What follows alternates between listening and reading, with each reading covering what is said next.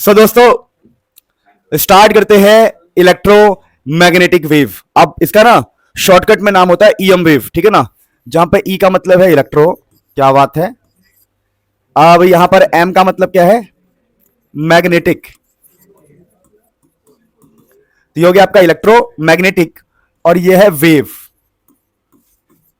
तो हमारा है ये इलेक्ट्रोमैग्नेटिक वेव और ये बहुत इजी चैप्टर है। एग्जाम में इसकी ज्यादा मतलब देखो तुम पढ़ कुछ भी लो वही आएगा जो बताऊंगा, तो इतना कोई परेशान होने वाली बात नहीं। चैप्टर बहुत इजी है। देखिए अगर हम इलेक्ट्रोमैग्नेटिक वेव की बात करें दोस्तों, अगर प्यारे बच्चों अगर मैं इलेक्ट्रोमैग्नेटिक वेव की बात करूं तो इस चैप्टर का नाम ही ऐसा क्यों पड़ा हुआ है इलेक्ट्रोमैग्नेटिक वेव।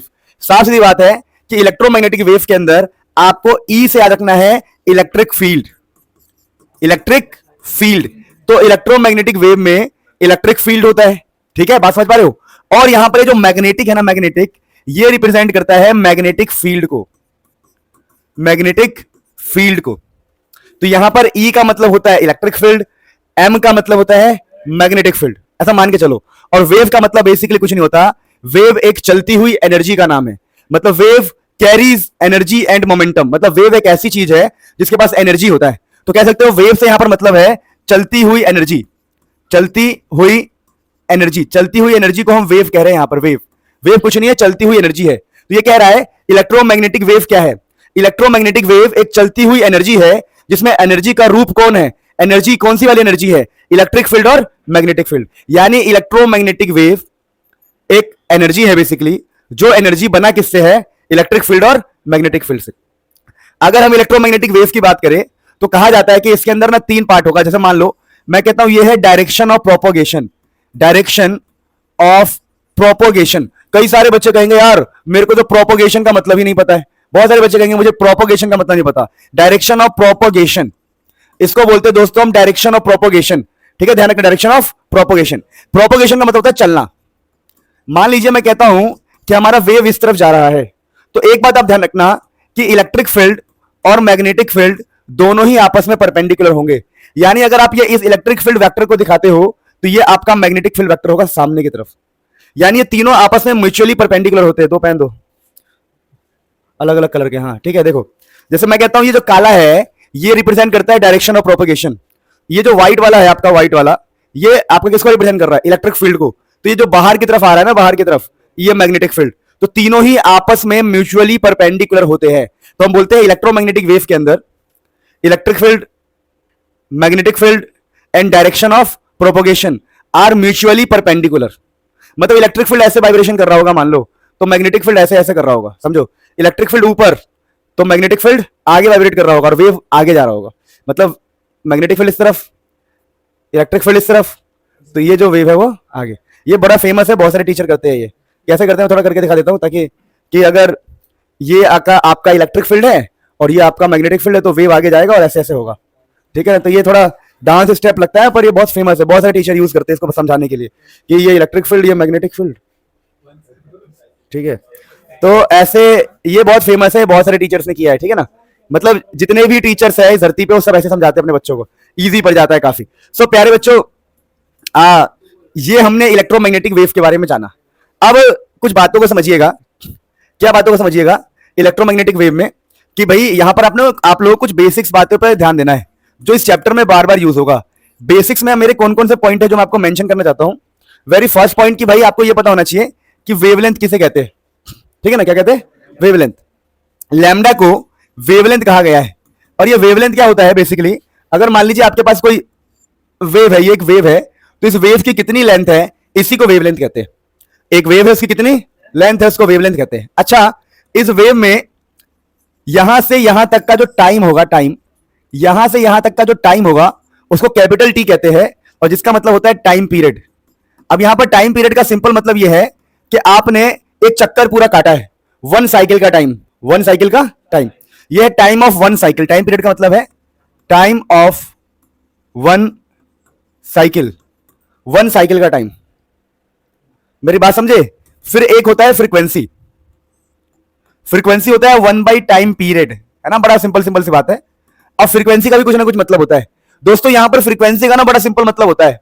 फ्रीक्वेंसी कहता है कि number of cycle, number of चक्कर, याद रख लो, नंबर ऑफ चक्कर इन पर यूनिट टाइम में, मैं सेकेंड में बोलूं, इन 1 सेकेंड, अगर ऐसा यूनिट में बात करें तो नंबर ऑफ चक्कर इन 1 सेकेंड, 1 सेकेंड में कितने चक्कर लग रहे हैं। जैसे मैंने कहा एक आदमी है, वो मतलब, या मान लो तुम हो, मान लो मैं कहता हूं, एग्जांपल लेते भाई का, रोहन भाई, देखो यहां पर रोहन, समझिएगा, समझो समझो समझो, मान लो रोहन को कोई चीज पसंद है, कोई चीज बोला है मैंने, पहली बात तो रोहन को कोई चीज पसंद है, ये कोई चीज है जो रोहन को पसंद है, तो रोहन इसके चक्कर काटता रहता है, रोहन इसके चक्कर काटते रहता है। मान लो 1 सेकेंड में इसने 4 चक्कर काटे, 1 सेकेंड में 4 चक्कर काट दिए, तो हम बोलेंगे इसकी फ्रीक्वेंसी 4 है। फ्रीक्वेंसी क्या है? क्योंकि नंबर ऑफ चक्कर 1 सेकेंड में फ्रीक्वेंसी कहलाता है। ऐसी क्या चीज है जिसके चक्कर में आपने 4 चक्कर काटे 1 सेकेंड में? पता नहीं यार, बताओ। तो वेवलेंथ, टाइम, फ्रीक्वेंसी, इन 3 बातों को समझ लिया हमने दोस्तों, चुप हो जाएंगे प्लीज। अब देखिए, ये तीनों ही चैप्टर में चलने वाले हैं। अब इन तीनों के बीच का रिलेशन भी जान लो। अच्छा, यहां से जो स्पीड होगी, स्पीड, इलेक्ट्रोमैग्नेटिक की स्पीड को आप भी बोल सकते हो और सी भी बोल सकते हैं। स्पीड के लिए आप सिंबल वी यूज कर लो, सी यूज कर लो, एक ही बात है, बट मैं आपको बोलता हूं सी यूज करना। तो speed of electromagnetic wave is C. जो ये सी है होता है 3 इंटू 10 की पावर 8 मीटर पर सेकेंड। अगर मैं आपसे बोलूं कि मेरे को एक रिलेशन देखना है, तो आप सब कहेंगे सर स्पीड ना, स्पीड डिस्टेंस अपॉन में टाइम होता है। बोलो मानते हो कि नहीं मानते हो? बचपन से पता है तुम्हें, स्पीड डिस्टेंस अपॉन टाइम। और दोस्तों जो यहां पर डिस्टेंस है, डिस्टेंस आपके एक वेवलेंथ के बराबर है, और जो आपका टाइम है वो कैपिटल टी है। कैपिटल टी है, क्या है? Capital T. तो दोस्तों यहां पर स्पीड हमारा सी है, ये हमारा वेवलेंथ है, ये हमारा कैपिटल टी जो कि है 1/t। अब यहां पे 1/t क्या होता है पता आपको? c is equal to 1/t होता है फ्रीक्वेंसी। तो speed is equal to wavelength into frequency. ये बहुत ही इंपॉर्टेंट रिलेशन है इस चैप्टर को आगे ले जाने के लिए। तो जो भी हमने अभी तक पढ़ा है प्लीज उसे नोट कीजिए, फिर हम आगे बढ़ेंगे फटाफट। यानी इलेक्ट्रोमैग्नेटिक वेव कुछ भी नहीं है, इलेक्ट्रिक फील्ड मैग्नेटिक फील्ड से बनी हुई एक एनर्जी है जो चलती रहती है। मेरी बात समझो, और भी इसकी बातें करेंगे, आप नोट कीजिए दोस्तों, कोई टेंशन नहीं है। एक बार मेरे सारे बच्चे ऑल क्लियर लिख देंगे मुझे। देखिए चैप्टर को आगे बढ़ाते हैं, चैप्टर बहुत छोटा है, ऐसी कोई बात नहीं है। अब यहां पर दोस्तों आपको एक बात ध्यान रखनी है, छोटी सी साधारण सी बात है, प्लीज ध्यान दो इधर, कि अभी तक हमने जो भी बेसिक पढ़ा उसके आगे क्या है, छोटी सी बात। अगर हम इक्वेशन की बात करें, इक्वेशन ऑफ वेव, अगर दोस्तों हम इक्वेशन ऑफ वेव की बात करें तो हमारे पास ना ऐसे इक्वेशंस होते हैं। फॉर एग्जांपल मैंने कहा देखो y इज इक्वल टू, आप लोगों ने बच्चों ने पढ़ा हो ना पढ़ा हो, लेटेस्ट देखो समझो मेरी बात को, आप लोगों को याद होना चाहिए इक्वेशन वेव ऐसी थी बचपन में, x is equal to a cos omega t minus kx, याद है आपको? या फिर आपने ऐसे पढ़ा होगा y is equal to a cos, या साइन में पढ़ा होगा ऐसे, देखो बता रहा हूं, ये सब 11th क्लास में था, बता रहा हूं हल्का सा, a sine kx minus omega T, kx minus omega T. जहां अगर आपको याद हो k का मतलब क्या था, k का मतलब होता है प्रोपोगेशन कांस्टेंट, प्रोपोगेशन कांस्टेंट। और जहां पर k का होता है मतलब 2 पाई बाई लैम्डा, पता है बात? तो आपको बताना चाहिए k का मतलब प्रोपोगेशन कांस्टेंट है। नहीं पता तो याद कर लो यार। देखो दो तरह की बातें हैं, आप कुछ नया पढ़ रहे हो, आप नया पढ़ रहे हो, आपको पीछे का नहीं आता, पुराना नहीं आता, या तो हार मान लो, या सोचो जो मुझे नहीं आता उसको मैं एक पल के लिए याद करके आगे बढ़ूंगा। तो बेस्ट तरीका है कि अगर आपको नहीं आता आप इसको याद करके आगे बढ़ जाओ। रोने से कोई फायदा नहीं होता भाई, जीवन में आगे ही बढ़ना पड़ता है किसी भी हाल में, कोई भी सिचुएशन हो। तो यहां पर दोस्तों क्या कहानी चल रहा है कि x is equal to a sine kx minus omega T है, जहां पर k का मतलब है प्रोपोगेशन कांस्टेंट और k का मतलब है 2 पाई बाई लैम्डा। हाँ अब मेरी बात सुनो, a का मतलब यहां पर होता है एम्पलीट्यूड, और एम्पलीट्यूड का मतलब होता है पीक वैल्यू। पीक वैल्यू समझते हो? पीक वैल्यू मतलब मैक्सिमम वैल्यू, समझाऊंगा अभी, बात करो। अब ओमेगा का मतलब आप जानते हो, ओमेगा होता है 2 पाई एफ, ये तो बचपन से जानते हो, पढ़ के आए होंगे आप लोग, 2 पाई इंटू में फ्रीक्वेंसी, इसका ओमेगा का मतलब होता है, अभी बता दूंगा। बट अरे यार ओमेगा बताना पड़ेगा क्या? इतनी बार आपने चैप्टर 6 में पढ़ा होगा, चैप्टर 7 में पढ़ा होगा, मुझसे ही पढ़ा होगा, फिर भी मैं एक बार बताऊंगा। तो यहां पर हम इक्वेशन ऑफ वेव की बातें कर रहे हैं, जहां x का मतलब आपको पता है डिस्प्लेसमेंट होता है। x का मतलब क्या होता है? Displacement. a sine kx minus omega T, बचपन में पढ़ा था। इलेक्ट्रोमैग्नेटिक वेव में हम इलेक्ट्रिक फील्ड के लिए लिख सकते हैं, इलेक्ट्रिक फील्ड के लिए लाइक मुझे इलेक्ट्रिक फील्ड के लिए लिखना है तो E रहेगा, हम लिख सकते हैं यहां पर E नॉट, क्या लिख सकते हैं? E for electric field. तो इलेक्ट्रिक फील्ड के लिए हम क्या लिख सकते हैं? E is equal to E naught, यहां चाहो तो आप साइन लिख दो, यहां लिख सकते हो kx माइनस ओमेगा टी। अब यहां पर बातों को समझना, कुछ कुछ बातें। अब यहां पर लिखा है एक्स, एक्स मतलब आपका वेव, अच्छा मुझे ना यहां पर एक्स नहीं लिखना चाहिए, 2 बार एक्स हो गया, वाई लिख देता हूं, यहां पर एक्स तो पहले रखा है ना, यहां पर वाई का मतलब होता था डिस्प्लेसमेंट, ठीक है मैं लिख देता हूं, चलो ये पहले आपने 11th में पढ़ा, इसका मतलब होता है डिस्प्लेसमेंट। छोड़ो, कहानी ये है कि मैंने अब वेव, इलेक्ट्रोमैग्नेटिक वेव पढ़ रहा हूं, तो मैंने ना इलेक्ट्रिक फील्ड की इक्वेशन लिखनी चाहिए, मैं लिख दिया E equal to E naught sine K X minus omega T. अब यहां पर ध्यान क्या देना है कि आपका जो वेव है वो एक्स एक्सिस की तरफ है, आपका जो वेव है एक्स एक्सिस की तरफ है, यानी कि वेव एक्स की तरफ जा रहा है, तो इलेक्ट्रिक फील्ड के पास 2 ऑप्शन है, या तो वाई या तो, समझो ना 3 दिशा है, 3 डायरेक्शन में, एक तरफ कौन होगा बताओ, एक तरफ होगा वेव खुद, और एक होगा इलेक्ट्रिक और एक होगा मैग्नेटिक। तो आप खुद सोचो, अगर वेव एक्स डायरेक्शन में है तो इलेक्ट्रिक फील्ड किस तरफ हो सकता है, या तो वाई या तो जेड, या तो माइनस वाई या तो माइनस जेड। हमारे पास ऑप्शन देखना, हमारे पास ऑप्शन क्या क्या है, क्या चाहिए,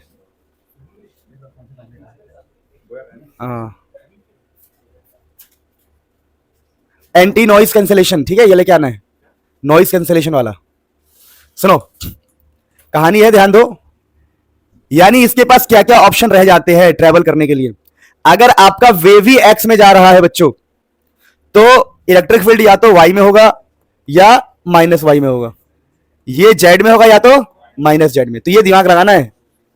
तो ये जो एक्स है वो आपको बताएगा कि वेव किस तरफ जा रहा है। एक और छोटी सी बात, अगर यहां माइनस और यहां प्लस है, अगर दोनों का साइन अलग है, ये माइनस और यहां पर प्लस है, दिख नहीं रहा पर है, तो वेव पॉजिटिव एक्स की तरफ जाएगा, पॉजिटिव एक्स की तरफ। मतलब अगर ब्रैकेट के अंदर दोनों का साइन अलग है तो वेव आगे जाता है, लेकिन अगर मैं यहां भी प्लस लगा दूं तो इन दोनों का साइन क्या हो जाएगा, सेम। और जब भी ब्रैकेट के अंदर दोनों साइन सेम हो, वेव आपका अपोजिट हो जाएगा, क्या हो जाएगा। यानी मैं आपको लिखवाने की बात करूं तो मैं बता देता हूं, क्या बता रहा हूं, अगर ब्रैकेट के अंदर अपोजिट साइन है, सुनना ध्यान से दोस्तों, अगर ब्रैकेट के अंदर दोस्तों अपोजिट साइन है, आपका जो वेव है आगे जाएगा, कहां जाएगा, आगे, आगे मतलब आगे। अगर सेम साइन हो जाए ब्रैकेट के अंदर, सेम साइन, आपका जो वेव है कहां जाएगा, पीछे जाएगा वेव, कहां जाएगा, पीछे। तो ये बात ध्यान रखना। तो अभी हमने क्या जाना कि भाई इलेक्ट्रिक फील्ड की इक्वेशन ऐसे लिख सकते हैं। अब इस वाले में आप देखोगे तो आपका जो वेव है वो प्लस एक्स की तरफ जा रहा है, आगे मतलब पॉजिटिव एक्स की तरफ। क्यों, क्योंकि साइन क्या बताओ, अपोजिट, अपोजिट साइन की वजह से वेव आगे जा रहा है, यानी वेव प्लस एक्स में है, तो इलेक्ट्रिक फील्ड या तो प्लस वाई में होगा या प्लस जेड में होगा, माइनस जेड में भी हो सकता है, ऐसी कोई बात नहीं है, मतलब परपेंडिकुलर होना चाहिए। अरे परपेंडिकुलर कैसे कैसे पॉसिबल है, मैंने कहा, पेन देना एक मिनट, कहां डिटेल में आ गया, मैं मूर्ख हूं अभी, ये तो डिटेल में समझाना नहीं था, चैप्टर फिर 2 पार्ट में खत्म होगा। देखो ये हमारा, अभी हमारा इलेक्ट्रिक फील्ड इस तरफ है, ओ सॉरी एक्स मतलब वेव, समझे, डायरेक्शन ऑफ प्रोपोगेशन किस तरफ है, एक्स। तो या तो ये होगा इलेक्ट्रिक फील्ड या तो ये होगा इलेक्ट्रिक फील्ड, परपेंडिकुलर है ना, वही मैं समझा रहा हूं।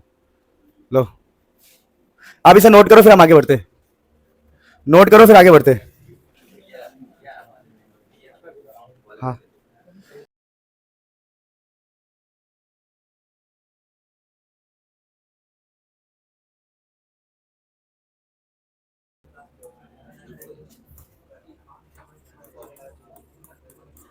आप दोस्तों ध्यान देंगे प्लीज। अब कहानी ये है कि अभी हमने क्या सीखा कि भाई ऐसे इक्वेशन लिख सकते हैं। मान लो मैं मैग्नेटिक फील्ड का इक्वेशन लिखता हूं, B इज इक्वल टू, यहां पर हो जाएगा B naught sine omega T या K X minus omega T, कोई फर्क नहीं पड़ता, के एक्स माइनस ओमेगा टी। यहां पर क्या पता लग रहा है, यहां पर पता लग रहा है कि आपका जो वेव है वो एक्स डायरेक्शन में, और फिर मैग्नेटिक फील्ड कहीं भी हो सकता है, मैग्नेटिक फील्ड कहीं भी हो सकता है। मेरी बात समझे नहीं समझे, मैग्नेटिक फील्ड एक्स के अलावा वाई और जेड में हो सकता है। अब यहां पर बी नॉट का मतलब एम्पलीट्यूड होता है, पता आप लोगों को, अरे भाई यहां पर ए का मतलब होता है पीक वैल्यू, एम्पलीट्यूड।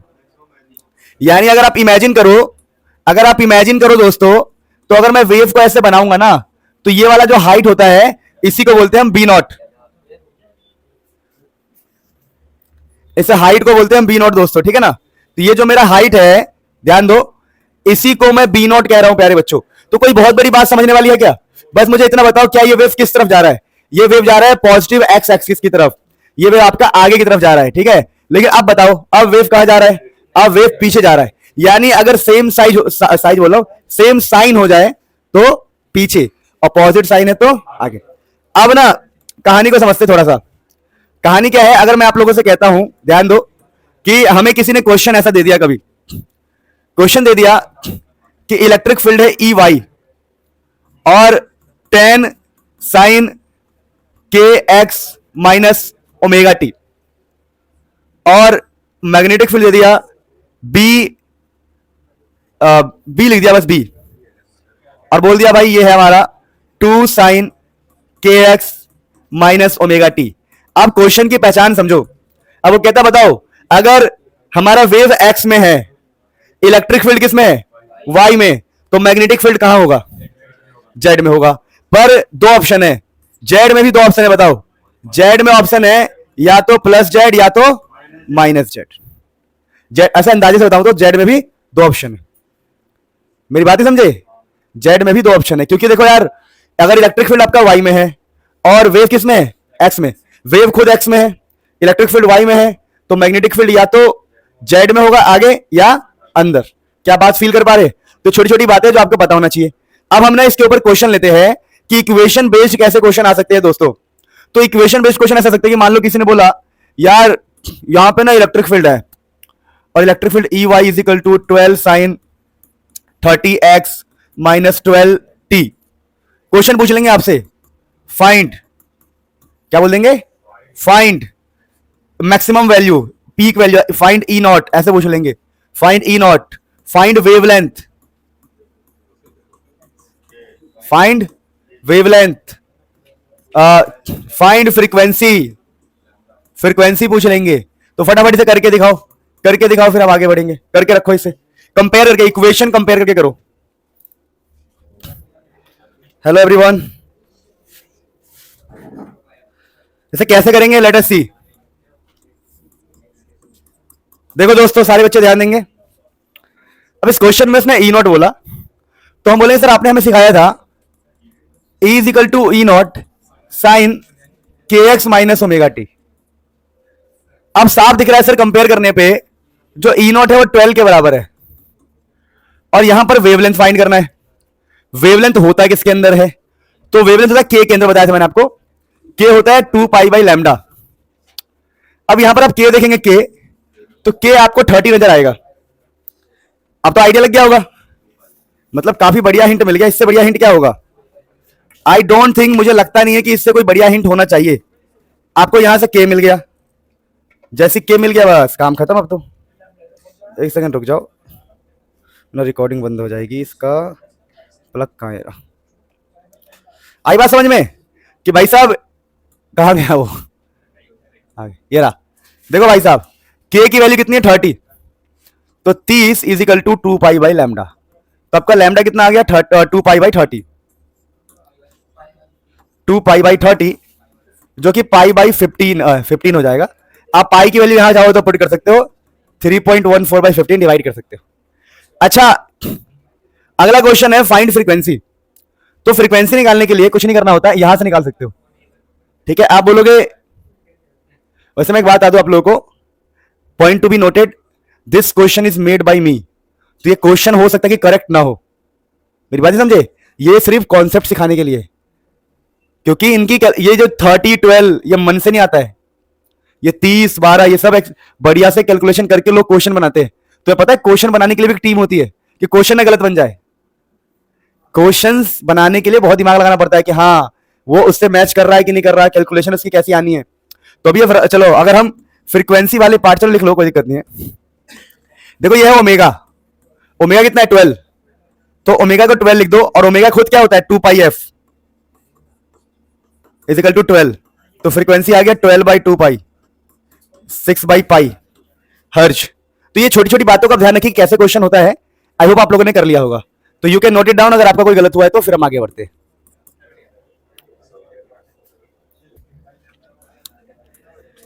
अब दोस्तों स्टार्ट करते हैं, सुनो टॉपिक। देखो हमने अभी छोटी मोटी बातें जानी। हमने जाना वेव का इक्वेशन में किस चीज का क्या मतलब है, वेव आगे कब जाएगा, वेव पीछे कब जाएगा। अब कहानी क्या है, कहानी छोटा सा रिलेशन है, काफी इंपॉर्टेंट रिलेशन है। देखो सी का मतलब क्या होता है, दोस्त नहीं, सी का मतलब दोस्त नहीं होता।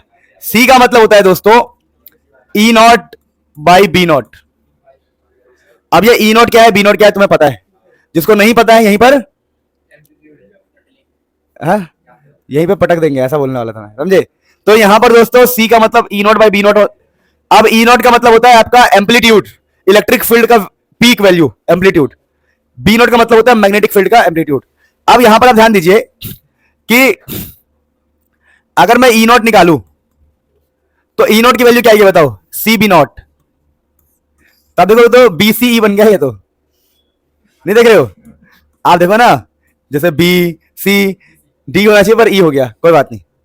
चलो तो यहां पर सी बी नॉट, इससे क्या पता लगता है, इससे पता लगता है ये जो रिलेशन है हमें क्या समझा रहा है, ये रिलेशन हमें ये समझा रहा है कि जो ई नॉट होता है वो होता है सी इंटू बी नॉट।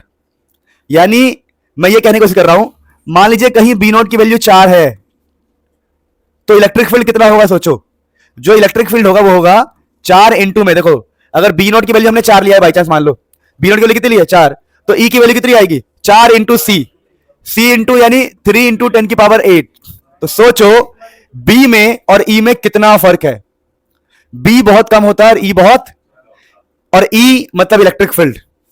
आप ध्यान रखना इलेक्ट्रोमैग्नेटिक वेव में इलेक्ट्रिक फील्ड का हिस्सा बहुत ज्यादा होता है, मेरी बात समझे?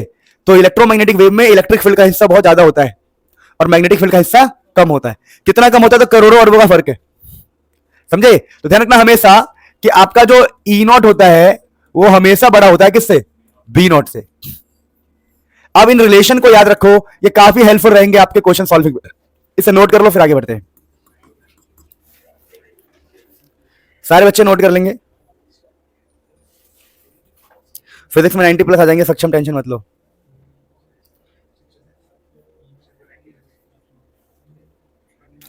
दोस्तों अब अगला इसके ऊपर क्वेश्चन कैसा बन सकता है अगर हम सोचे तो, ध्यान दीजिए।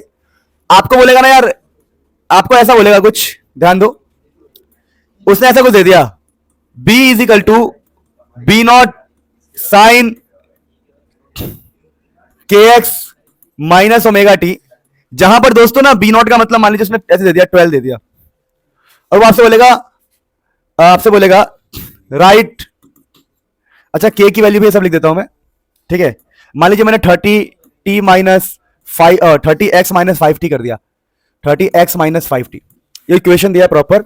अब दोबारा बोल रहा हूं, मेरे लिखे हुए इक्वेशन और सिर्फ कॉन्सेप्ट सिखाने के लिए है, मैंने वेरीफाई नहीं किया है कि ये सही है कि गलत है, क्योंकि इनकी वेरिफिकेशन होती है कि इक्वेशन सही है कि गलत है, ठीक है? तो मैं अब आपसे कहता हूं राइट इक्वेशन फॉर, ये इंपॉर्टेंट क्वेश्चन है, इलेक्ट्रिक फील्ड। आपको इलेक्ट्रिक फील्ड की इक्वेशन लिखनी है, तो आप कैसे करेंगे? आप इसे नोट करके मुझे करके बताइए, ऑनलाइन वाले कमेंट में लिख के बताओ फटाफट, सारे के सारे कमेंट में लिखेंगे, तुम्हें कसम है उसकी, उसकी कसम। हाँ इशारा ही काफी है बेटा, काम नहीं आएगा फिर देख लेना, है करो।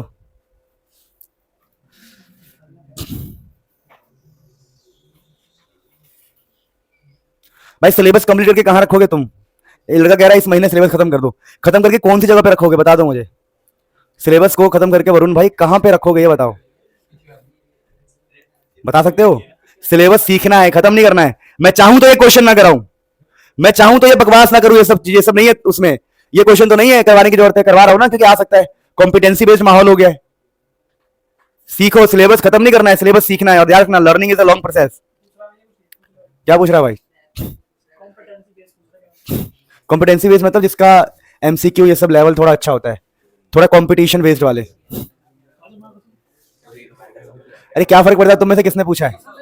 अरे मेरे बीबी का नाम पूछा है क्या जो शर्मा रहे हो इतना? डर ऐसे रहे मेरी बीबी का नाम पूछ लिया और अरे कैसे तो भैया कितने,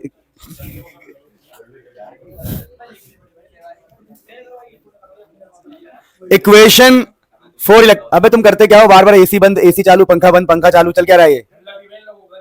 पर कितने ठंडे लोग हो तुम? अच्छा चलो आंसर आया दोस्तों,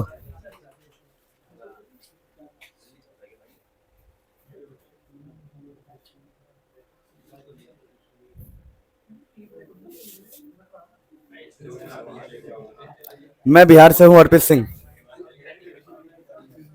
अर्पित सिंह, हमें इक्वेशन लिखना है, इक्वेशन। आरती श्रीवास्तवा, सही है बेटा।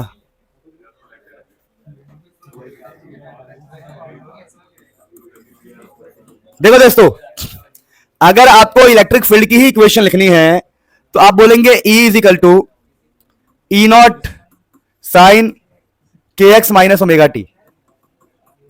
इक्वेशन यही तो होता है यार। अब आपको ना ये बात पता होनी चाहिए कि अभी हम E को तो E छोड़ देंगे। E नॉट की जगह पर हम क्या लिखते हैं बताओ? E नॉट की जगह पर होता है सी बी नॉट, याद हो तो आपको। तो E नॉट आप निकाल लो कहीं से। E नॉट कैसे निकालोगे? C की C B naught, C 3 into 10 की पावर 8, 12 तिया 36, तो 36 इंटू 10 की पावर 8। K की जगह यहां से उठा लो 50। तो ऐसे आप इक्वेशन को अंजाम देते हो। क्या बोला? ऐसे आप इक्वेशन को अंजाम देते हो। तो छोटी मोटी बातें समझ में आती है, आप इसे नोट कीजिए दोस्तों, फिर हम इस टॉपिक को थोड़ा और आगे बढ़ाएंगे चीजों को।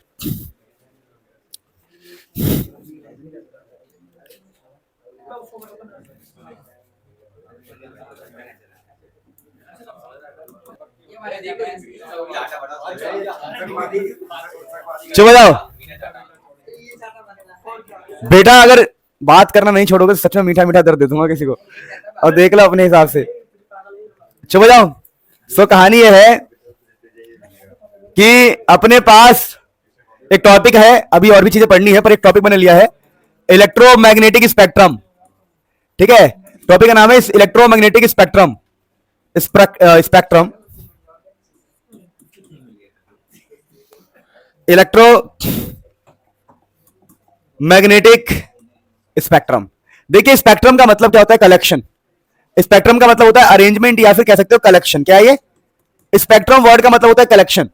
जब हमने इलेक्ट्रोमैग्नेटिक वेव के बारे में जाना तो हमने सभी जितने भी इलेक्ट्रोमैग्नेटिक वेव है, जैसे हम कहते हैं भैया हमने बिल्ली के बारे में जाना। किसके बारे में? तो हमने बिल्ली की अलग अलग प्रजाति के बारे में जाना ना, कि ये काली बिल्ली है, व्हाइट बिल्ली। तो वैसे इलेक्ट्रोमैग्नेटिक स्पेक्ट्रम में हम जितने भी इलेक्ट्रोमैग्नेटिक वेव्स है उनको कलेक्शन करते हैं। फॉर एग्जांपल देखो, आप लोगों ने इंफ्रारेड सुना होगा, तो इंफ्रारेड भी इलेक्ट्रोमैग्नेटिक वेव है। आपने सनलाइट सुना है, विजिबल लाइट, यूवी रेडिएशन, ये सारे ना, ये यूवी रेडिएशन, आपके माइक्रोवेव, रेडियो वेव सुना आपने? रेडियो वेव, ये सारे के सारे ही इलेक्ट्रोमैग्नेटिक वेव के हिस्से। मतलब मैं ये कह रहा हूं कि देखिए इलेक्ट्रोमैग्नेटिक वेव क्या है? इलेक्ट्रोमैग्नेटिक वेव एक ऐसी चीज है जिसमें इलेक्ट्रिक फील्ड होता है और मैग्नेटिक फील्ड होता है। तो हम लोगों ने इनको देखा तो इनके अंदर भी इलेक्ट्रिक फील्ड है और क्या है? Magnetic field. मतलब इलेक्ट्रोमैग्नेटिक वेव की डेफिनेशन क्या है? जिसके अंदर भी इलेक्ट्रिक फील्ड हो और मैग्नेटिक फील्ड हो, और वही परपेंडिकुलर वाला सिस्टम। तो इनके अंदर भी इलेक्ट्रिक फील्ड मिला और क्या मिला हमें? सबके अंदर। तो हमने कह दिया भैया यह है इलेक्ट्रोमैग्नेटिक का ग्रुप, इलेक्ट्रोमैग्नेटिक का स्पेक्ट्रम है। स्पेक्ट्रम मतलब इसके अंदर सारे इलेक्ट्रोमैग्नेटिक वेव यानी सारे इलेक्ट्रिक फील्ड और मैग्नेटिक फील्ड वाले को इकट्ठा कर दिया है। तो देखो ऐसे चल रहा है, लॉन्ग रेडियो वेव, फिर am, FM, microwave, infrared, UV है विजिबल रीजन, विजिबल जो हमें दिखाई देता है, ये सारे हमें दिखाई देते हैं, रेड, ब्लू, ग्रीन। यानी कि आपका रेड लाइट भी इलेक्ट्रोमैग्नेटिक वेव, आपका ब्लू लाइट भी इलेक्ट्रोमैग्नेटिक वेव।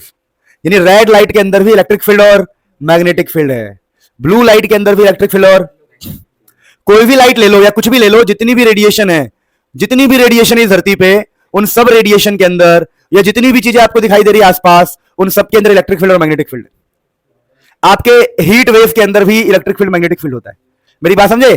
तो जितने भी इलेक्ट्रिक फील्ड और मैग्नेटिक फील्ड है उन सबको इकट्ठा करके लिखना कहलाता है इलेक्ट्रोमैग्नेटिक स्पेक्ट्रम। यानी लॉन्ग रेडियो वेव में भी इलेक्ट्रिक फील्ड और मैग्नेटिक फील्ड होगा।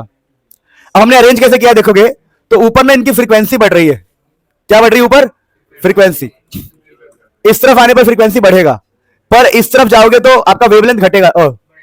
वेवलेंथ घटेगा बेटा, बढ़ रहा है सॉरी। यहां फ्रीक्वेंसी बढ़ रहा है तो यहां, एक मिनट, फ्रीक्वेंसी है ना ऊपर, हाँ, इसका फ्रीक्वेंसी बढ़ रहा है। सॉरी ध्यान दो, मेरी बात सुनो ध्यान से। ऊपर ना हमने अरेंज किया है इंक्रीजिंग फ्रीक्वेंसी में, तो यहां पर हमें अरेंज करना पड़ेगा डिक्रीजिंग फ्रीक्वेंसी में। अगर इधर आने से फ्रीक्वेंसी बढ़ेगा तो वेवलेंथ घटेगा। क्यों? क्योंकि अभी आपने पढ़ा है, क्या पढ़ा है आपने? अभी पढ़ा है C is equal to frequency into wavelength. तो फ्रीक्वेंसी इज इक्वल टू क्या? C अपॉन में वेवलेंथ। अगर आपका फ्रीक्वेंसी बढ़ा है तो वेवलेंथ घटेगा। तो इस तरफ फ्रीक्वेंसी बढ़ रहा है तो वेवलेंथ घटेगा, वेवलेंथ घटेगा। क्या बात को समझ पा रहे हैं? तो ये जो अरेंजमेंट है, arrangement of increasing frequency and decreasing wavelength, इसी को बोलते हैं इलेक्ट्रोमैग्नेटिक स्पेक्ट्रम। ये हमारे विजिबल होता है।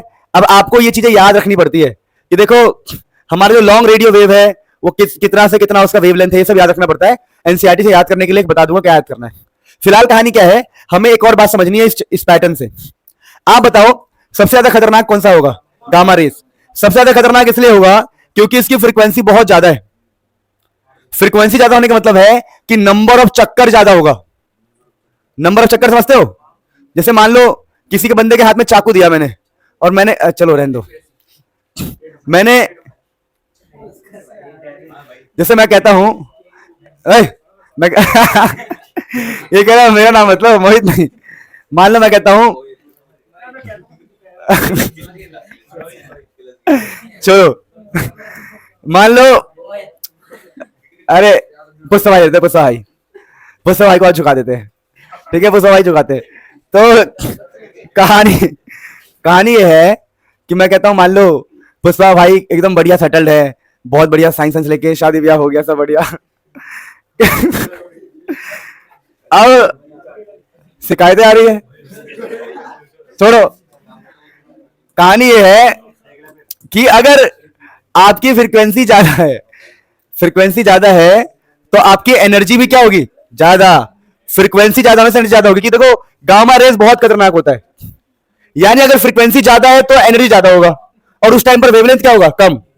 तो हमने एक फॉर्मूला बनाया E is equal to H into F, पढ़ा होगा आप लोगों ने, जहां F का मतलब होता है फ्रीक्वेंसी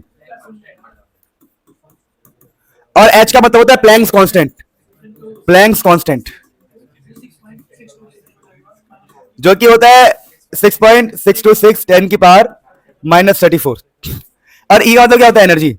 ये फॉर्मूला हमें ये बताता है कि एनर्जी जो होता है वो फ्रीक्वेंसी के डायरेक्टली प्रोपोर्शनल होता है।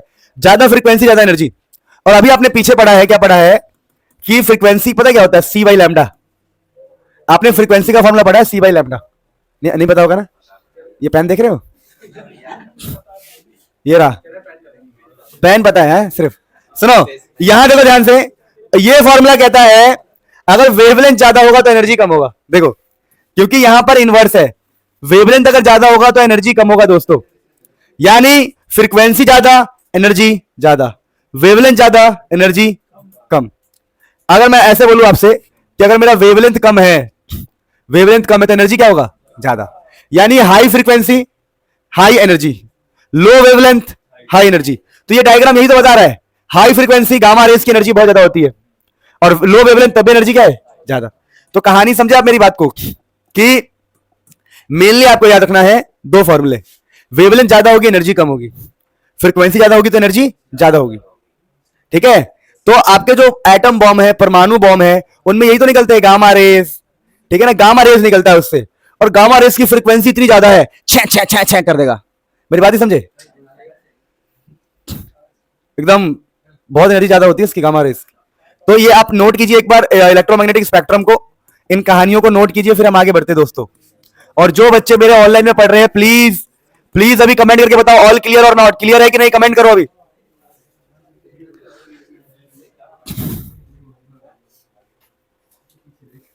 मृदुल भाई, सक्षम, everyone.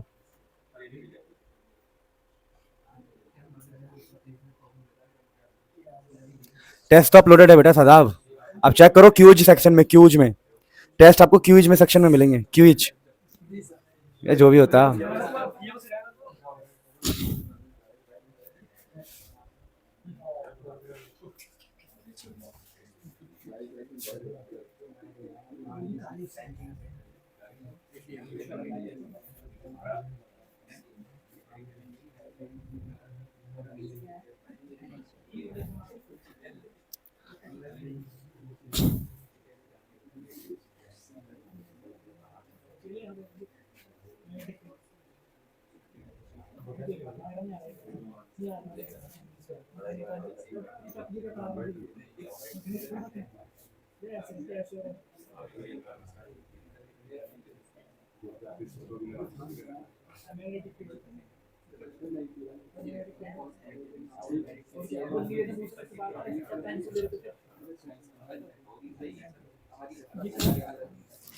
Done everyone, all clear?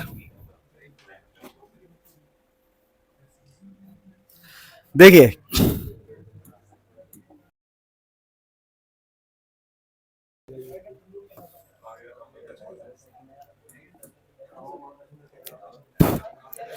Please start करते हैं दोस्तों। एग्जाम के लिए सबसे इंपॉर्टेंट चार्ट यही है। यहां से आपको एग्जाम में क्वेश्चन दिखाई देंगे, इसको बढ़िया से करना है। देखिए क्या लिखा है, आपको सारे ऑलमोस्ट एनसीईआरटी अकॉर्डिंग बता रहा हूं, वैसे मैं इसका एक्स्ट्रा एडिशन भी करा दूंगा अगली क्लास में जब हम थोड़ा और एक्स्ट्रा बता देंगे, पर एनसीईआरटी में इतना ही है। अगर आपको ज्यादा एनसीईआरटी से बाहर नहीं जाना है तो दैट इज इनफ। एनसीईआरटी कहता है कि यहां पर जितने भी टाइप्स के हमने इलेक्ट्रोमैग्नेटिक वेव है वो लिख दिए, उनके वेवलेंथ रेंज के बारे में भी हमने बता दिया है कि वेवलेंथ इतना से इतना होता है, इतना से इतना होता है, और वो कहां से प्रोड्यूस होते हैं ये भी हमने बता दिया है। ये प्रोड्यूस ऐसे होगा, ये ऐसे होगा, जैसे ये लिखा है radio wave acceleration of acceleration of electron, जब इलेक्ट्रॉन एक्सेलरेट हो जाए, डी एक्सेलरेट हो जाए। ये कह रहा है कि क्लाइस्ट्रॉन वाल्व और मैग्नेट्रॉन वाल्व ये डिवाइस है, ठीक है। तो ये तो याद करने वाली बात है ना, याद करना है वो कहां से प्रोड्यूस हुआ है। जैसे कि हम कहते हैं लाइट वेव कैसे प्रोड्यूस होता है, तो electrons in atom emit light, they move from one energy level to energy. पता है ना आप लोगों को लाइट कैसे आता है, जब इलेक्ट्रॉन एक एनर्जी लेवल से दूसरे पे आ जाता है। ये मतलब वही कह रहा हूं, मतलब ये आपको याद ही करना पड़ेगा, ये कुछ जादू नहीं कर सकते।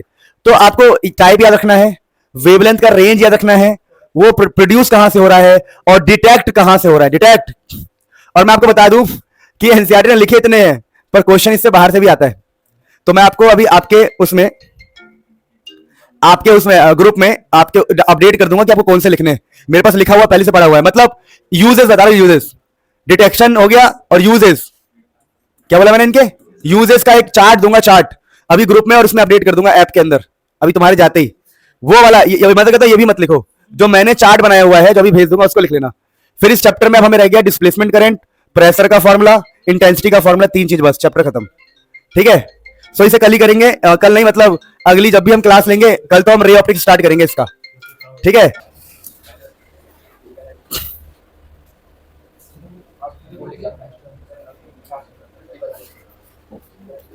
सुनो अब रे ऑप्टिक्स बहुत लंबा चल गया, उसको विराम दो, ठीक है। जो पढ़ाया उस पर फोकस रखो। ऑप्टिकल इंस्ट्रूमेंट की मेरे यूट्यूब पे कुछ वीडियो पड़ी है, वो देख लेना, ट्रिक वाली वीडियो है, रियल वाला भी पढ़ाएंगे आपको, इंतजार करो। पहले ये चैप्टर स्कोरिंग है, इसको देख लो, ठीक है। अब लिखा हुआ है डिस्प्लेसमेंट करंट, भाई साहब नाम ही अलग है, करंट तो होना है, डिस्प्लेसमेंट करंट क्या भाई। तो इसके लिए आपको कहानी समझनी पड़ेगी, बहुत पुरानी कहावत है। कहावत ये है, समझना, चुप जाओ। ये कैपेसिटर है, आपको पता होगा एक प्लेट होता है पॉजिटिव, दूसरा होता है नेगेटिव, पता है। तो कैपेसिटर का एक प्लेट पॉजिटिव होता है, दूसरा होता है नेगेटिव।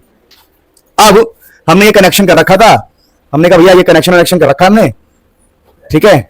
यहां कोई सोर्स लगाया हुआ है, ये सोर्स है। हमने कहा भैया यहां पर करंट है कुछ, क्या है करंट, आई, करंट क्या है, आई। हमने कहा यार यहां तो करंट आई है पर यहां तो वायर है नहीं, यहां पे वायर है क्या, कैपेसिटर के बीच में वायर कहां है। तो लोगों का मानना यह था कि सिंपल सी बात है कि भाई बात तो समझो, छोटी सी बात, कि यहां पर वायर नहीं है तो यहां पर करंट कैसे होगा। लोग ऐसे सोचते थे, लोग सोचते थे कि जब यहां पर वायर नहीं है, कनेक्शन नहीं है, तो यहां करंट कैसे आएगा, करंट होगा ही नहीं, करंट। वैसे फिर एम्पियर्स के लॉ यूज किया गया, बता रहा हूं। एम्पियर लॉ हमने यहां लगाया इस पॉइंट पे। एम्पियर लॉ कहते हैं कि आप ऐसे करो, क्या करो, वो कहते हैं B dot DL, Ampere circuital law, याद है आपको, B dot DL is equal to mu naught I. यानी यहां पर अगर करंट है, यहां पर क्या है, करंट, तो यहां पर मैग्नेटिक फील्ड भी है, ये कहते हैं। आप लोग तो पढ़ते आए हो ना कि मैग्नेटिक फील्ड होता है जब भी करंट हो, तो पढ़ा नहीं पढ़ा है। तो यहां पर करंट है तो मैग्नेटिक फील्ड है। मान लो आपने रफली आइडिया दे रहा हूं, आप एक कंपास लेके गए, क्या लेके गए, अगर यहां पर कंपास लेके जाओगे ना तो कंपास हिलेगा। अब तुम बोले कंपास हिलेगा क्यों, क्योंकि वहां पर मैग्नेटिक फील्ड है। मैग्नेटिक फील्ड कंपास पर जाता है ना, पता है कंपास क्या होता है, हाँ। तो यहां पर ये कंपास हिल रहा है, मतलब यहां पर मैग्नेटिक फील्ड है क्या यहां पर, और यहां पर करंट है। क्या यहां पर आपको लगता है कि करंट है, आप बोलोगे कि नहीं सर, यहां पर एम्पियर लॉ लगाते चलो, मैंने कहा एम्पियर लॉ लगा लेते रफली। तो एम्पियर लॉ कहता है B dot DL is equal to mu naught I. अब तुम बोलोगे अरे मास्टर क्या बात कर रहे हो, यहां तो कोई करंट ही ना है, यहां कोई करंट, अरे वायर दिख रहा तुम्हें, दिख रहा वायर, तो यहां पर करंट नहीं है, करंट नहीं है तो मैग्नेटिक फील्ड भी क्या होगा, जीरो। तो लॉजिकली और एम्पियर साहब के लॉ के हिसाब से यहां पर मैग्नेटिक फील्ड क्या होना चाहिए, जीरो। देखो यहां करंट है तो मैग्नेटिक फील्ड है, करंट है तो मैग्नेटिक फील्ड और कंपास हिल रहा है। अब हमारा ये फॉर्मूला कहता है कि भैया जहां पे करंट नहीं है वहां पर मैग्नेटिक फील्ड नहीं होगा। लेकिन मैं आपको ग्राफ आइडिया देता हूं, अगर तुम यहां पर कंपास लेके जाओगे तो ये कंपास हिलेगा। तुम कह रहे हो सर करंट नहीं है तो मैग्नेटिक फील्ड नहीं है, अब मैग्नेटिक फील्ड नहीं है तो ये कंपास कैसे हिल रहा है, क्या क्या इलॉजिकल बातें करते हो। तो कहानी यह है कि ये वाले को बोला हमने, ये इतना बढ़िया ऐसा कर सकते हो कि भैया यहां पर ना लॉ में ही गड़बड़ निकल जाएगा। लॉ के हिसाब से अगर करंट है तो मैग्नेटिक फील्ड होगा, और हम कह रहे हैं कि भैया समझो, मतलब लॉ में गड़बड़ी हमें दिखाई देने लग जाएगी, ऐसा लग रहा है हमें।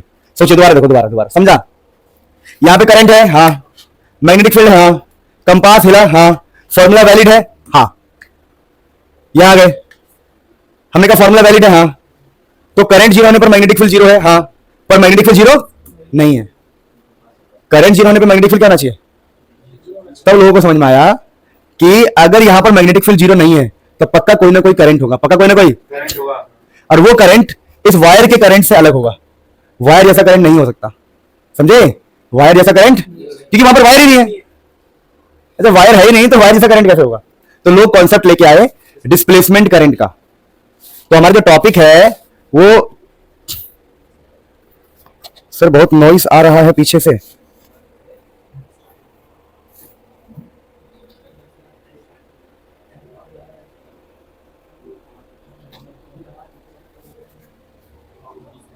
तो ये अपना देखो, मैं बात समझ रहा हूं आपकी, कहानी यह है। तो हमने डिस्प्लेसमेंट करंट स्टार्ट किया है, ऐसा मान के चलो कि भैया आप कहानी को समझो। तो ये देखो डायग्राम पे नहीं जाना है, पहले समझते हैं कि डिस्प्लेसमेंट करंट का कॉन्सेप्ट क्या है। चलो अभी मैंने आपको इतना लॉजिक बताया कि बीच में अगर मैग्नेटिक फील्ड हिल रहा है तो सॉरी मैग्नेटिक फील्ड अगर बीच में है तो यहां पर करंट भी होना चाहिए। ये फॉर्मूला कहता है करंट नहीं है तो मैग्नेटिक फील्ड नहीं होना चाहिए, फॉर्मूला कहता है करंट नहीं है तो मैग्नेटिक फील्ड, पर रियल में क्या यहां पर मैग्नेटिक फील्ड है। अगर हमारा दिमाग कहता है अगर मैग्नेटिक फील्ड है तो करंट होना चाहिए, फॉर्मूला कहता है कि करंट नहीं है तो मैग्नेटिक फील्ड। लेकिन सच्चाई क्या है, सच्चाई है कि वहां पर मैग्नेटिक फील्ड है तो वहां पर करंट भी होगा, बस ऐसा करंट नहीं होगा जो हमने लिखा है, कुछ अलग सा करंट होगा, ठीक है। तो हमने दिमाग लगाना स्टार्ट किया और हमने फिर बोला चलो ठीक है बात आपकी सही है। तो कहानी क्या है कि हमारा मुद्दा यह है कि इनके प्लेट्स के बीच में कुछ ना कुछ तो करंट है, यहां पर अंदर कोई ना कोई करंट तो है जो हमें पहले पता नहीं था। तो हमने ढूंढने का प्रयास किया, हमने क्या दिमाग लगाया, हमने कुछ दिमाग लगाने स्टार्ट किए, जैसे कि समझो दिमाग अपने आप समझ जाओगे, अपने आप फील होगा। हमने कहा यार देखो, क्या देखो, हमने कहा यार देखो ऐसी बात है कि अगर हमारे पास कोई प्लेट है और ये प्लेट पॉजिटिव है, ये प्लेट नेगेटिव है, तो पक्का ऐसा होता होगा कि यहां से इलेक्ट्रिक फील्ड निकलती होगी। अब लोग दिमाग लगा रहे हैं कि प्लेट के अंदर क्या होता है, सुना आपने कैपेसिटर के अंदर क्या होता है, कैपेसिटर के अंदर इलेक्ट्रिक फील्ड होता है, सबने सुना होगा। तो लोगों ने दिमाग लगाना स्टार्ट कर दिया, लोगों ने सोचना स्टार्ट कर दिया फ्लक्स का फॉर्मूला क्या होता है, तो फ्लक्स होता है इलेक्ट्रिक फील्ड इनटू एरिया, है ना, फ्लक्स होता है ई इंटू ए। तो लोगों ने और दिमाग लगाना स्टार्ट किया, ठीक है फ्लक्स ई इंटू ए होता है। फिर लोगों ने सारे कॉन्सेप्ट्स को मिला के लास्ट में हमें क्या प्रूफ करके दिया, बताऊंगा कैसे प्रूफ होता है। लास्ट में निकाल के दिया आई डी, जहां पर डी मल्टीप्लाई में नहीं है, दोबारा बोल रहा हूं, ये जो डी है D is not in multiply, इस आईडी का मतलब है डिस्प्लेसमेंट करंट, आई और स्मॉल डी। तो लोगों ने हमें आईडी क्या निकाल के दिया, हमें आईडी निकाल के दिया, आई डिस्प्लेसमेंट वो निकाल के दिया, अब सारे not D five by D T. बताऊंगा ये सब क्या है, रुक जाओ वेट करो।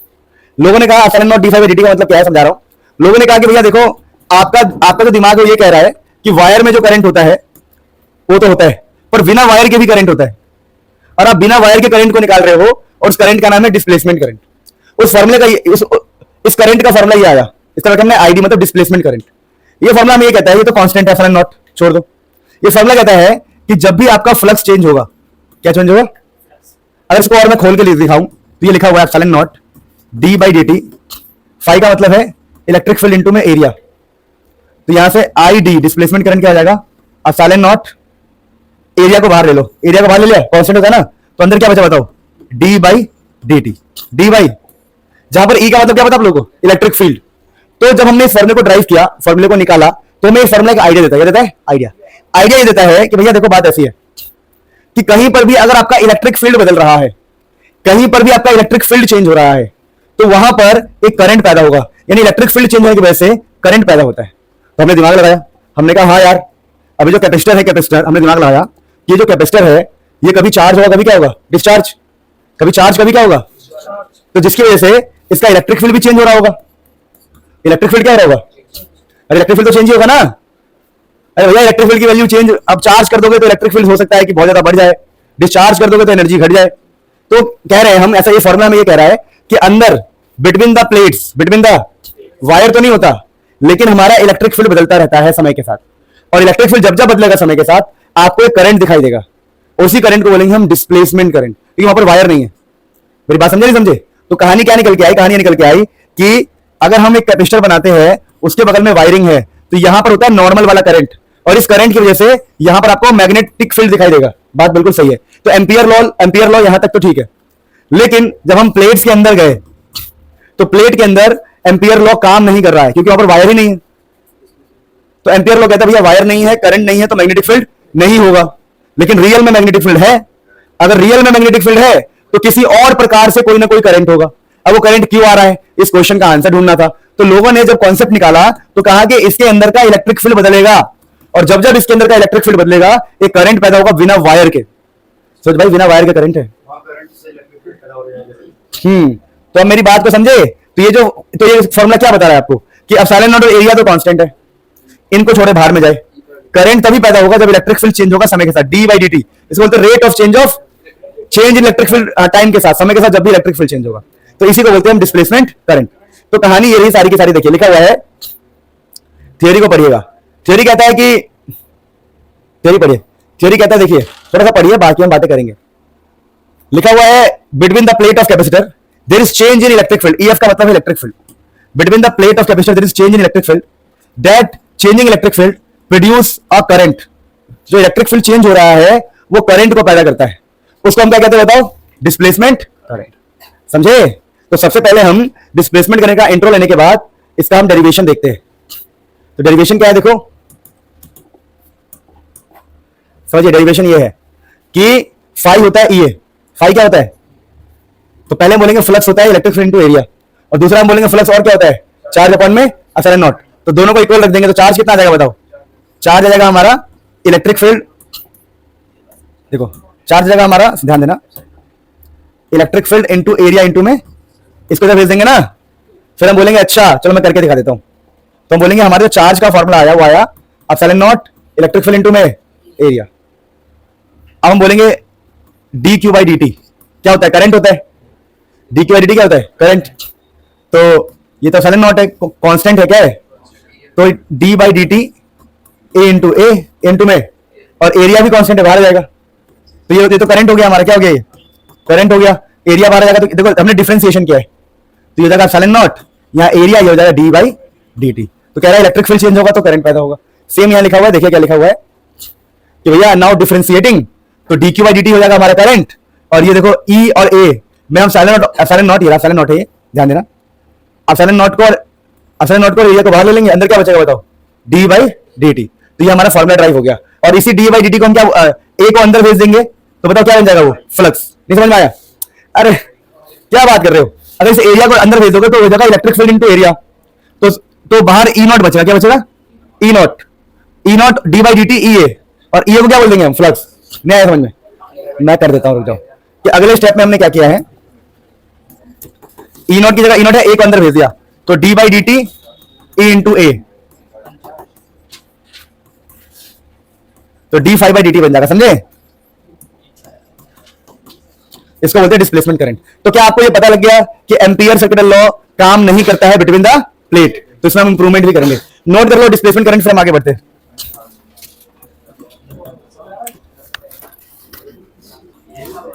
तो भाई यहां पर क्या लिखा है?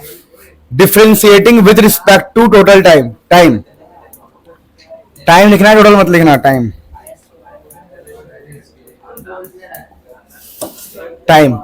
Differentiating with respect to time, ठीक है? ये लिखा है whenever there is change in electric field. EF का मतलब क्या है? इलेक्ट्रिक फील्ड या फ्लक्स। इलेक्ट्रिक फील्ड या फिर इलेक्ट्रिक फ्लक्स, दोनों में से एक ही बात है।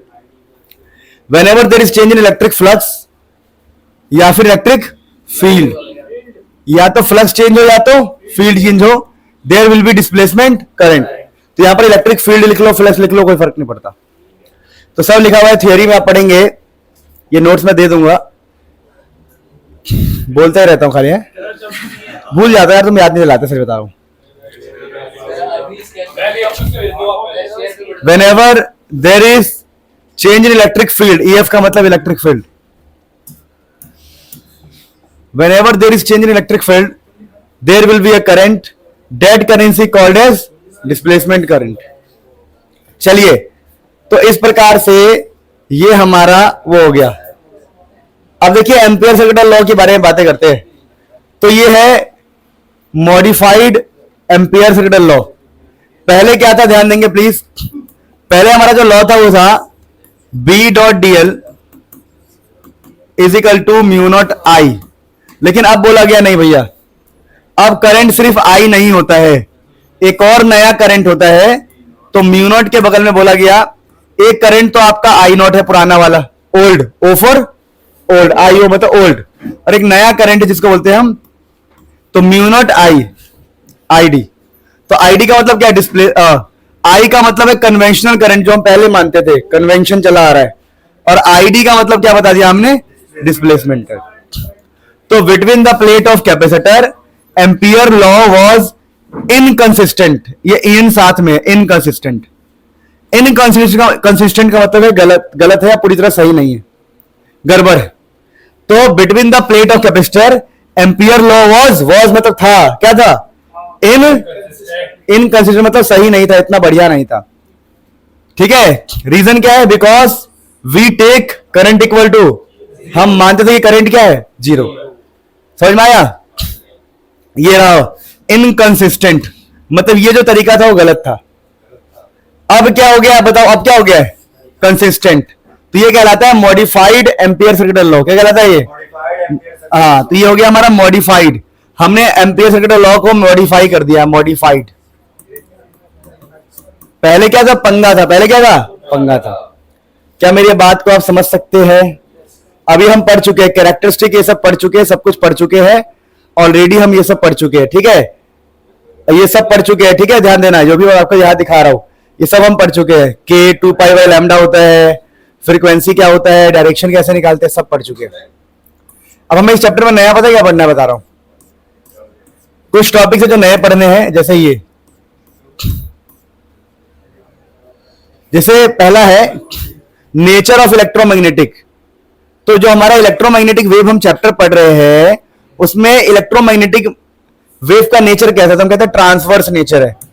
अब तुम बोलोगे यार ट्रांसफर नेचर से क्या मतलब है तुम्हारा, तुम कहा कह रहे हो ट्रांसफर, देखो समझा रहा हूं। ट्रांसफर्स का मतलब ये है जिसके अंदर, चलो जाओ, जिसके अंदर ये है डायरेक्शन कि वेव इस तरफ जा रहा है, डायरेक्शन है। आपको मैंने बताया तीनों आपस में परपेंडिकुलर होते हैं, नहीं बताया, बताया होगा। मान लो ये डायरेक्शन, वेव का डायरेक्शन इस तरफ है, तो इलेक्ट्रिक फील्ड और जो मैग्नेटिक फील्ड होंगे, जैसे ये मान लो मैं कहता हूं, देखो सबसे बेस्ट एग्जांपल, पेन देना, वो क्या ही करना है, हाँ हाँ, देखो सुनो, ये आगे वाला पेन जो है वो हमारा क्या है बताओ, डायरेक्शन है, ये वाला। तो ये वाला आपका मैग्नेटिक फील्ड हो सकता है, ये इलेक्ट्रिक फील्ड, तो तीनों आपस में परपेंडिकुलर होते हैं, तो हम कहते हैं ये ट्रांसवर्स नेचर है। ये लो ट्रांसवर्स, तो तीनों जब परपेंडिकुलर होंगे, अरे ये कह रहे हैं ना, ये बहुत फेमस है, ये ना कि वेव आगे जा रहा है तो है, ये तुम्हें क्या लगता है अभी आया ये 30 साल 20 साल पुराना है, आ रहा हूं नीचे, आ रहा हूं, ठीक है, वो खा रहा हूं, 30 से 20 साल पुराना है ये नहीं कि आज आया, 4 दिन पहले आया है। पहले कोटा के टीचर यूज करते थे ये सब समझाने के लिए। बच्चे तो बहुत कुछ कर देते इसी बहाने, कहते हैं, सुनो, तो electromagnetic wave is a transverse wave जिसमें इट्स नेचर इज ट्रांसवर्स। कैसे, because it is perpendicular to direction of propagation constant. मतलब ये ना परपेंडिकुलर होते हैं, ठीक है। इसमें इलेक्ट्रिक फील्ड, मैग्नेटिक फील्ड, ये सारे क्या होते हैं आपस में। इसमें थोड़ा रफली भाषा लिखा गया, सही भाषा क्या है, electric field, magnetic field and direction mutually perpendicular. क्या होते हैं सारे परपेंडिकुलर। ये पहले बताया मैंने आपको कि तीनों परपेंडिकुलर होते हैं, ठीक है। तो देखो अब सिंपल सी बात है, आपको ये सब मैंने बता दिया, प्लस में कब जाएगा, माइनस में कब जाएगा, ये सब बता चुका हूं मैं, ठीक है। इफ बताया था, if both sign is different, बताया था ना, सब बता चुका हूं, दोबारा बताने की जरूरत नहीं है। अब यहां पर ये सब हम पढ़ चुके हैं, जो पढ़ने वाला ये भी हम पढ़ चुके हैं। हाँ, ये हमने अभी तक नहीं पढ़ा जो आपको मैं बता रहा हूं, ये बता चुका हूं मैं। सी होता है E by B, सब बता चुका हूं। ये नहीं पढ़ा हमने, वो बता रहा हूं। एक होता है कॉन्सेप्ट एनर्जी डेंसिटी। सुनिए, ये जो एनर्जी डेंसिटी होता है मेरे दोस्तों, बेसिकली यू एवरेज हम इसको बोल रहे हैं। यू एवरेज क्या बोल रहे हैं, या इसको बोल रहे हैं UAV। एक्चुअली में ऐसे लिखा हुआ है, देखो U और AV, यू एवरेज। तो दोस्तों ये क्या है समझिएगा, एनर्जी डेंसिटी का फॉर्मूला होता है half epsilon not E RMS का स्क्वायर, जहां E RMS का मतलब है इलेक्ट्रिक फील्ड। E RMS है क्या है बेटा, E RMS आप जानते हो, RMS हम कब लगाते हैं, तो ये E RMS है, रूट मीन स्क्वायर वैल्यू। यानी कभी भी आपसे बोले कि एवरेज, ये सब आएगा नहीं एग्जाम में। वैसे एनर्जी डेंसिटी बताओ, एवरेज जो भी है, energy density of electric field, क्या बताओ, energy density of electric field in a wave.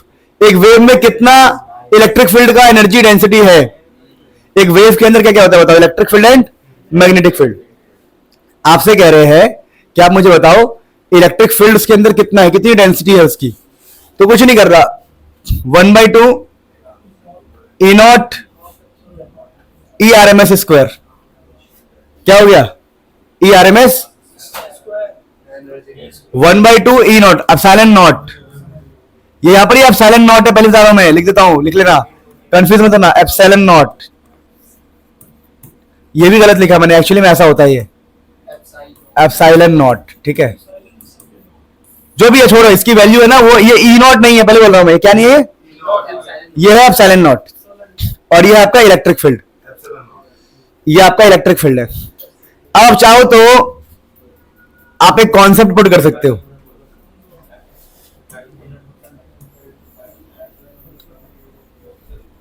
क्या बात समझ में आ रही है आप लोगों को। तो जो आपको लगता है कि आपने अच्छा सुनो, देखो अगर हम मैग्नेटिक फील्ड में इसको कन्वर्ट करें, हम चाहते हैं मैग्नेटिक फील्ड का लिखना, तो ये हो जाता है 1/2 B RMS का स्क्वायर। किसका स्क्वायर, B RMS का स्क्वायर बाई म्यू नॉट।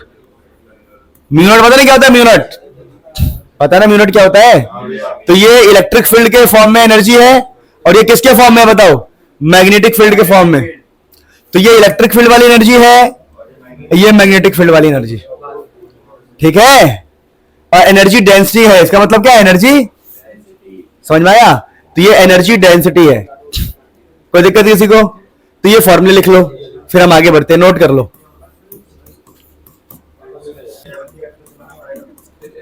अब सुनो सुनो सुनो सुनो, ध्यान दो। अभी ना आपने जो फॉर्मूले सीखे वो लिख लिया, कि जो मोमेंटम डिलीवर्ड P4 होता है, मोमेंटम, कितना मोमेंटम डिलीवर होगा वो होता है आपका टोटल एनर्जी अपॉन में स्पीड ऑफ लाइट। पहला फॉर्मूला याद हो गया। दूसरा फॉर्मूला आपको याद करना है कि हमारा जो फोर्स होता है, क्या होता है, वो होता है change in momentum, change in momentum, ये न्यूटन का सेकंड लॉ है, ठीक है। चेंज इन मोमेंटम अपॉन में टाइम टेकन।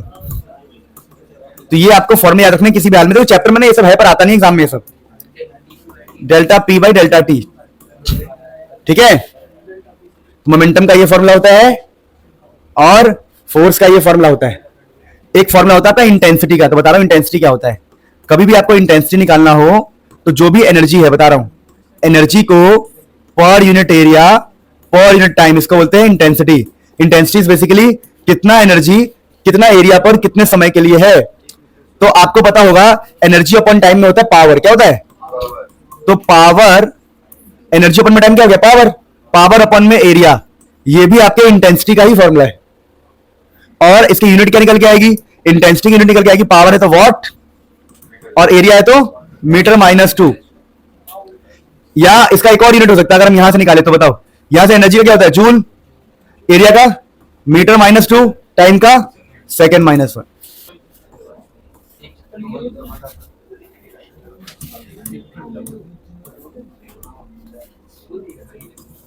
एक ये याद कर लेना, कभी काम आ सकता है, ठीक है। क्वेश्चन टॉपिक क्या है, टॉपिक कि मान लीजिए कोई रिफ्लेक्टिंग सरफेस है, जो बताओ ये कोई लाइट है, मतलब ये कोई लाइन है या सरफेस है, सरफेस लाइट ऐसे गई, तो मोमेंटम डिलीवर का फॉर्मूला क्या है बताओ, मोमेंटम डिलीवर का फॉर्मूला क्या है ना। लेकिन जब रिफ्लेक्टिंग सरफेस होता है ना, तो लाइट जाती है और सेम टू सेम लौट आती है, सेम टू सेम, तो हम u बाई सी की जगह पे बोलते हैं 2 इंटू यू बाई सी, क्या बोलते हैं, ये ध्यान रखना बस, 2 इंटू यू बाई सी कब यूज करना है, ये ध्यान रखना, 2 into u by c. Light ऐसे गया और टकरा के ऐसे आ गया, अगर रिफ्लेक्टिंग सरफेस है तो मोमेंटम डिलीवर का फॉर्मूला 2u बाई सी होता है। तो देखो कुल मिला के हमने सारे फॉर्मूले पढ़ लिए हैं, अब ये आपके ऊपर डिपेंड करता है। बता दूं, पहला फॉर्मूला आपने पढ़ा, चुप हो जाओ, एनर्जी डेंसिटी का जो एवरेज था इलेक्ट्रिक फील्ड के टर्म में, half epsilon not E R M S का स्क्वायर, ठीक है। एनर्जी डेंसिटी है क्या, ये एनर्जी ध्यान का लिखा हुआ था वहां पे। फिर आपने पढ़ा एनर्जी का formula half B R M S का स्क्वायर बाई म्यू नॉट, ये जो फॉर्मूला था किसके टर्म में था, मैग्नेटिक फील्ड, ये क्या है, इलेक्ट्रिक फील्ड। फिर आपने पढ़ा आगे मोमेंटम का फॉर्मूला, आपने पढ़ा जो मोमेंटम होता है इसको हम पी बोलते हैं, पी वो होता है टोटल एनर्जी अपॉन में सी। फिर आपने पढ़ा अगर रिफ्लेक्टिंग सरफेस है तो 2u बाई सी, याद है आपको, किसके लिए, रिफ्लेक्टिंग, अगर लाइट जाके लौट आए तो। फिर आपने पढ़ा अभी फिलहाल, फिर आपने और क्या पढ़ा है कि फोर्स जो होता है वो होता है चेंज इन मोमेंटम अपॉन में टाइम। फिर आपने पढ़ा इंटेंसिटी, याद है आपको, इंटेंसिटी आपने पढ़ा एनर्जी अपॉन में एरिया अपॉन में टाइम, और एनर्जी अपॉन टाइम क्या होता है, पावर, तो पावर अपॉन में एरिया, ठीक है। तो ये सारी ई फॉर एनर्जी है, ठीक है, ध्यान रखना, यहाँ पर ई मतलब एनर्जी है यहाँ पे। तो देखो ये सब फॉर्मूले याद करके फायदा भी नहीं है फिलहाल के लिए, क्योंकि आपके एग्जाम में ये सब नहीं आता है, एग्जाम में ये सब नहीं पूछते। एग्जाम में पूछते हैं कि बताओ एक्सरे कहाँ यूज होगा, एग्जाम में बता रहा हूँ क्या पूछते, बता रहा हूँ। देखो इस चैप्टर में आप कितना भी पढ़ लो, ये सब नहीं आने वाला, इवन अरे बता रहा हूँ, बस एग्जाम में यही क्वेश्चन आएगा कि ये जो इलेक्ट्रोमैग्नेटिक वेव है, एग्जाम में यही चार्ट से क्वेश्चन आएगा कि इलेक्ट्रोमैग्नेटिक वेव पैदा कहां से होता है और यूज क्या है। क्या आता है एग्जाम में कि इलेक्ट्रोमैग्नेटिक वेव पैदा कहां से होता है और यूज कैसे होता है, बस यही एग्जाम में आएगा। ये सब जितनी बातें हम पढ़ रहे, जो फॉर्मूला पढ़ रहे हैं, वो सेफ्टी के लिए पढ़ रहे हैं, और एग्जाम में नहीं आता। देखिए देखिए क्या लिखा है कि name radio waves, frequency range, wavelength, कैसे ये पैदा होता है, बस यही समझे आप लोग, नहीं समझे। स्पीड ऑफ लाइट का फॉर्मूला होता है 1 by mu not epsilon not, जहां म्यू नॉट है परमिएबिलिटी ऑफ फ्री स्पेस, यह है परमिटिविटी। इसको सॉल्व करेंगे तो आंसर आता है 3 × 10⁸ मीटर पर, ये क्या है, परमिया ऑफ फ्री स्पेस, और ये होता है परमिटिविटी।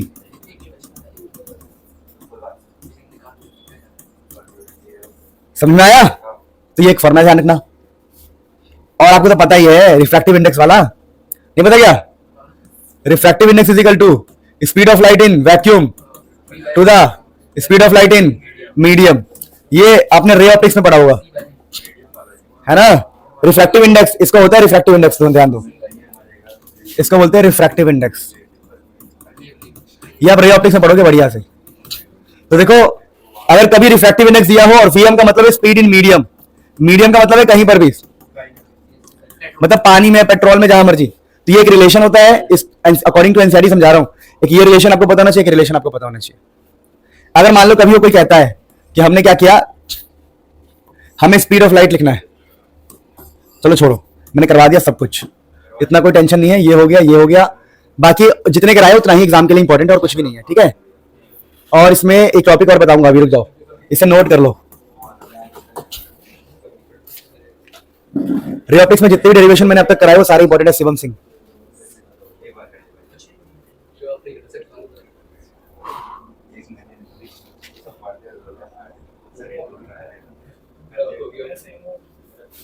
हो गया, तुम लोग यार मजे ले रहे हो, लिख नहीं रहे हो।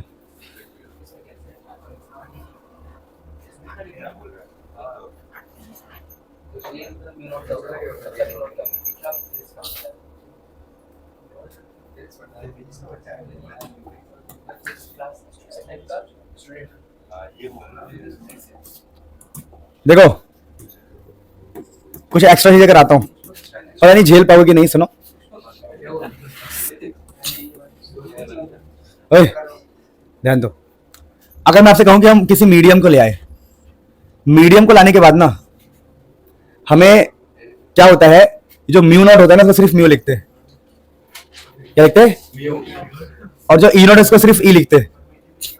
जैसे लिखा है परमिएबिलिटी ऑफ फ्री स्पेस, नहीं, अब यह है जैसे परमिटिविटी ऑफ फ्री स्पेस है ना, तो ये कहलाएगा परमिटिविटी ऑफ मीडियम। अब मीडियम आ गया, और ये कहलाएगा परमिएबिलिटी ऑफ मीडियम। समझ में आया? तो जब भी आप किसी मीडियम को ले आएंगे तो आपका जो स्पीड ऑफ लाइट का फॉर्म ऐसे बोलेंगे, आप बोलोगे speed of light in medium, जो कहलाएगा 1/, ये कहलाएगा परमिटिविटी ऑफ फ्री स्पेस। नहीं है, अब क्या कहलाएगा ये? मीडियम। वीएम का मतलब है speed of light in medium. तो ये क्या कहलाएगा बताओ? हाँ, परमिएबिलिटी ऑफ मीडियम, और ये कहलाएगा परमिटिविटी ऑफ मीडियम। क्योंकि अब वैक्यूम नहीं, आप मीडियम ले आए। क्या ले आए आप मीडियम ले आए। और जब आप मीडियम ले आते हो तो ले आते हो, समझे? तो permittivity of medium, permittivity of medium, matlab permeability of medium, permittivity of medium. पर ये आपके यूज का नहीं है, इसलिए मैं आपको बताना चाहता नहीं था। मैक्सवेल्स के इक्वेशंस है ये, जो उन्होंने यूज किए थे। पहला यूज किया था गॉस लॉ। गॉस लॉ कहता है E dot D is equal to charge upon में एप्सिलॉन नॉट। दूसरा है गॉस लॉ फॉर मैग्नेटिज्म, जो कहता है कि B dot D equal to 0। ये कहता है हमें, ये क्या इंडिकेट करता है कि हमारा जो मोनोपोल है, मोनोपोल डज नॉट एग्जिस्ट। क्या मतलब है इसका? कि अगर एक मैग्नेट है तो सुबह जाओ, मैग्नेट में हमेशा दो पोल ही होंगे, एक नॉर्थ एक साउथ। अगर तुम सोचो कि मैं कट कर दूं, तो पता क्या होगा? जैसे कट करोगे एक हिस्सा नॉर्थ, एक हिस्सा क्या हो जाएगा? तो एक पोल एग्जिस्ट नहीं करता, इसका यह मतलब होता है। ठीक है? तो E dot D A Gauss law, B dot D A Gauss law magnetism के लिए और किसके लिए? इलेक्ट्रोस्टैटिक के लिए। और E dot D L D phi by D T, इसको बोलते हैं Faraday's law. E dot D L D phi by D T, जहां पर डी फाई में मैग्नेटिक फ्लक्स है। ये फाई बी का मतलब क्या है? Magnetic flux. और in the last modified Ampere circuital law, या मैक्सवेल ने इनमें काम किया था। क्या बात कर रहा हूं मैं? मैक्सवेल साहब ने काम किया था। मैक्सवेल साहब की बहुत सारी देन थी, तो एम्पियर मैक्सवेल लॉ भी कहते हैं।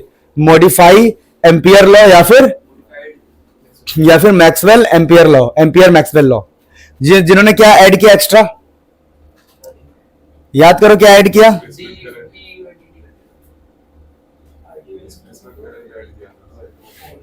नहीं समझ पा रहे हो?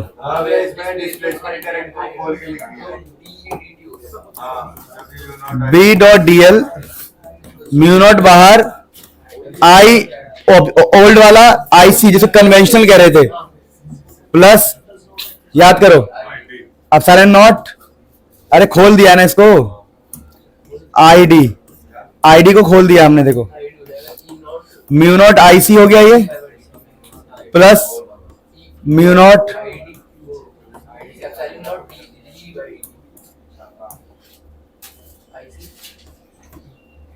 समझ में आया?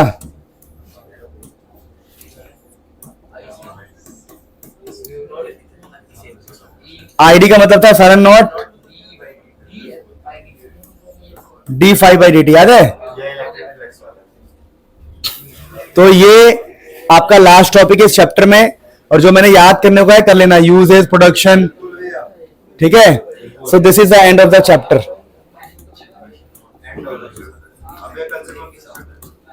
कल से क्वेश्चंस करेंगे। Bye, take care, love you all. मेरे को लग रहा है ना इंजेक्शन लगने की वजह से दर्द हो रहा है ना? हाँ वही लग रहा है, बुखार तो लग ही रहा है अंदर से भाई। नहीं यार, वो भी अभी तो तीन लगाई है और बुलाया 26 को। Bye, love you all, take care.